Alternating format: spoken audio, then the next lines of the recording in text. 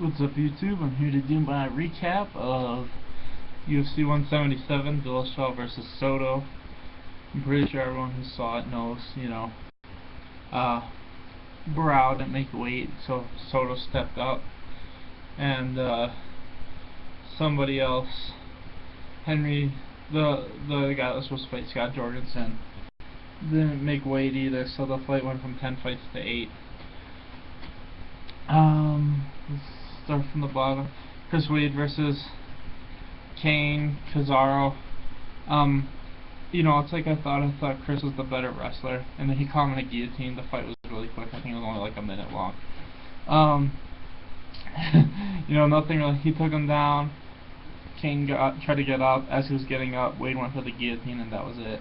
Anthony Hamilton versus Ruan Potts. I thought Ruan Potts was going to win. I thought they were trying to feed him a win because he's from South Africa, and hope they would try to build their fighter base in Africa. But that guy was just, he did nothing in that fight. I mean, he landed a couple decent punches on the feet, but after a certain point in the second round, he was just laying there, and then Hamilton was just beating him with punches to the body, and the ref stopped it. They weren't even the most devastating punches. It was just he kept throwing punches to the same part of his body, and he was sitting up enough where it was doing damage, and the ref was like, fight back, and Ruan Potts was just laying there getting beat on, so the ref stopped it.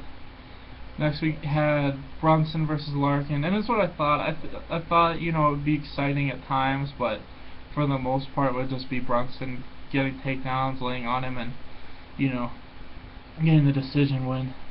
And that's what happened, Larkin, like I said, he had his moments. He made it interesting here and there. Brunson, he tried to finish it a couple times too, but the wrestling was too much, and Brunson won by 30-27 on all cards.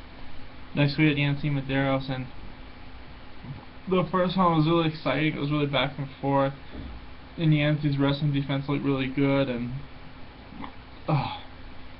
Yancy was landing good combinations towards the end of the round, and then come the second round, it was pretty much the same thing, but Damian went for like a takedown. He was trying to force it too much, and then Medeiros caught him in like a guillotine, and Damian tried to spin out, but Yancy's grip was super tight, so it was like a reverse bulldog choke, and he choked him out like a minute or two into the second round. So that was a good win for Yancy. I think he won a performance of the night for that. And then we had Carlos Diego Ferreira versus Ramsey, and it was like I thought, Ramsey, he overextends too much, and he got caught. The first round was close, it was back and forth, but the last minute or so, Carlos caught him with a shot and dropped him. And the second round was the same. Carlos caught him with a shot early. Ramsey went for the takedown, and then when they got back up, Carlos caught him with another shot and knocked him out that time. So it was a good win for Carlos Diego Ferreira. He won by knockout.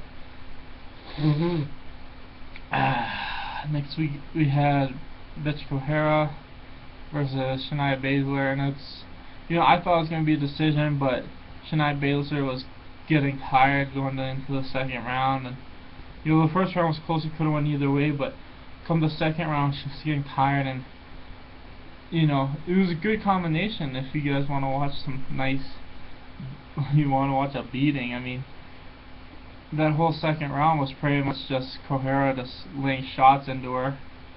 So it was a good win for Correia.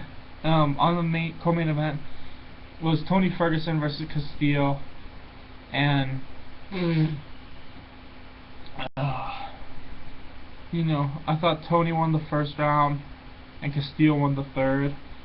I think the second round was the deciding round, and I thought Tony, was trying to win, as where Castillo was really just trying to hold him down. So I had Tony winning.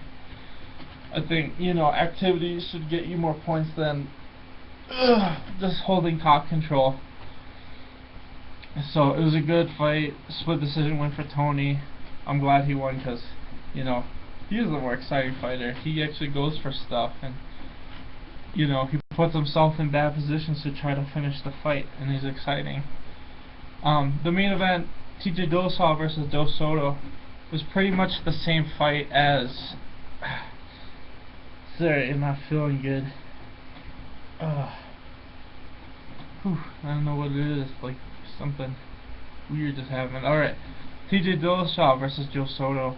It was pretty much like the Barao fight, except for Joe Soto I think did more damage and actually threatened a lot more in all the positions. And then same finish too. TJ got the head kick at the end of the 5th round, or the middle of the 5th round. So it was a great fight. I don't know if it got fight of the night or not, but I think it should have. I mean, it was basically the fight with the same fight as the fight with Barao, but Joe Soto actually did more damage than Barao did.